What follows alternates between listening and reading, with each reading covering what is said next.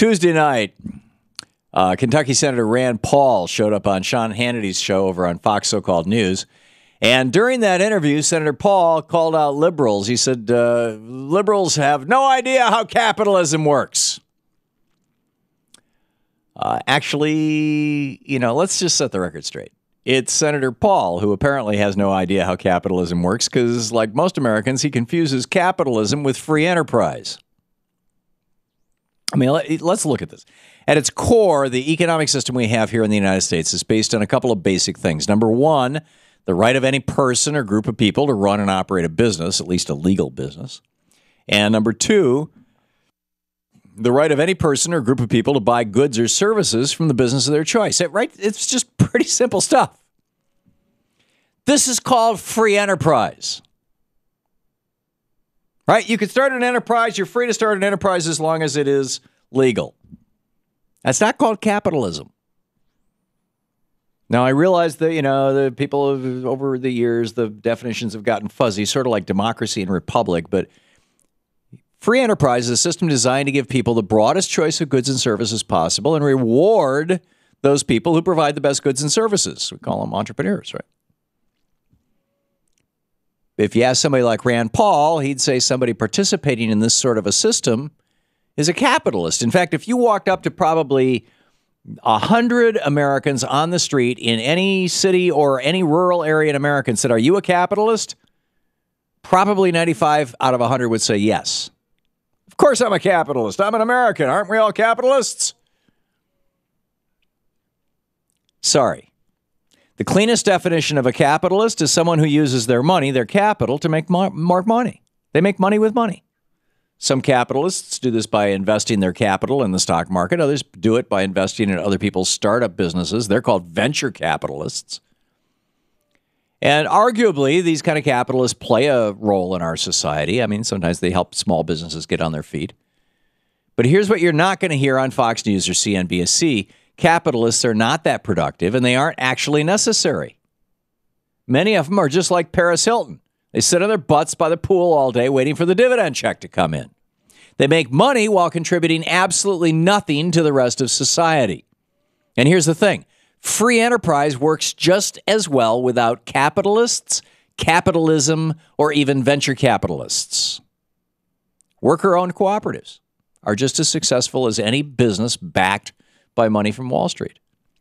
The Mondragon cooperative in Spain, for example, employs more than 90,000 people, including more than 250 companies. It generates $25 billion a year. There are no capitalists involved. It's entirely owned by its workers. As long as the people running a business are committed, and by the way, people would say, oh, the Mondragon people, they are the capitalists. No, they're not making money with their money. They're making money with their labor.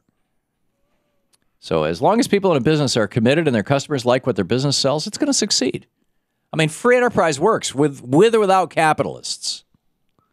People say, oh, Hartmann, you're a capitalist. I have never made money with money. I've tried to.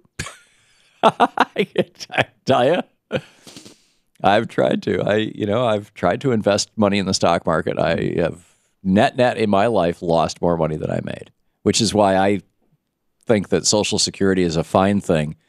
And, we all should have pensions. We shouldn't, this 401k thing, it's crazy.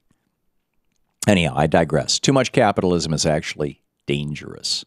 All the major economic crises in the past 200 years, every single one of them was caused by a capitalist on Wall Street trying to make money with their money, trying to make more money with their money. And here in America, we seem to have forgotten this fact, and we've forgotten the difference between capitalism and free enterprise. Wall Street and their allies in the Republican Party have taken advantage of this to gut the regulations that keep out of control capitalism, or at least did back in the day, from the New Deal to the Reagan Revolution, keep it in control. And they've done this while they've been, free enterprise, yeah, it's wonderful, yeah, we got to deregulate the banksters, it'll help everyday people. Right. What's good for the bankster capitalists is not good for the rest of us. That and some friendly Supreme Court decisions are why America is the most unequal country in the developed world, and poverty in this country is at an all-time high. I mean, just consider this. This is how bizarre it's gotten in this country. During the Reagan administration, capitalists who, they pay their own special tax rate, income tax rate. If you're a worker, you pay what's called earned income. If you're a capitalist, you pay what's called capital gains. And during the Reagan administration, capitalists paid the exact same rate as earned income, even though they have their own tax rate as if they're divine beings. But then Reagan cut the capital gains tax and raised the tax on working people. Right now, the top capital gains rate is 20%, whereas the top earned income tax rate for working people is 39%. And to add insult to injury, working people pay payroll taxes on top of that income tax, and most capitalists don't. There is a really simple fix for this. I mean, aside from fixing Rand Paul's ignorance about our economic system. Yeah, good luck with that one. Yeah. And that is to, and I think this is obvious to anybody who understands the difference between capitalism and free enterprise, or anybody who, like me, I mean, has been in this. I've been in the world of business for my entire life. I mean, Louise and I did start a nonprofit at one point, which we donated pretty much all of our money to. And never, not as a loan, never got back. I mean, that was a good thing. I'm proud of having done that.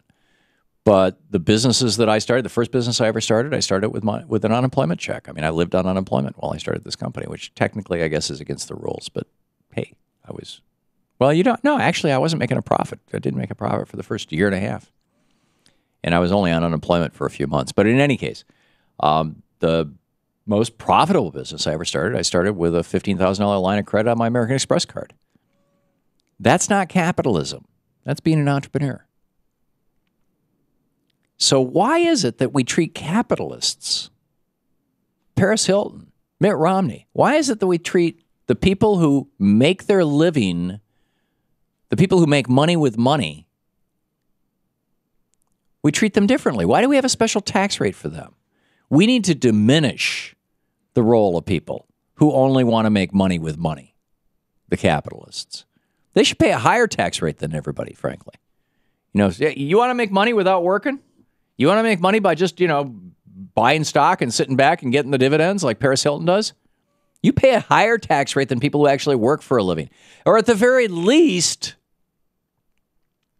I think the simple way to do this, we could do it naturally, if we just stopped giving capitalists special treatment in the tax code.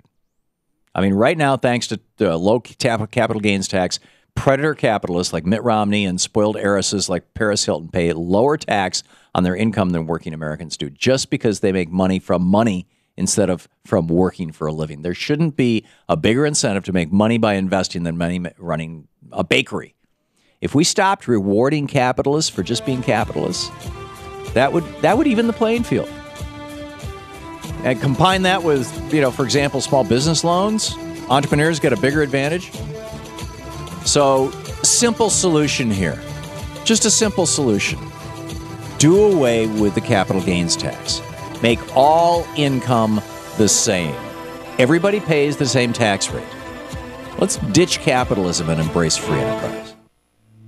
This is the Thom Hartmann Program. Or at least say, capitalists, when you make money, it's going to get taxed the same as the bus driver, as Reagan put it.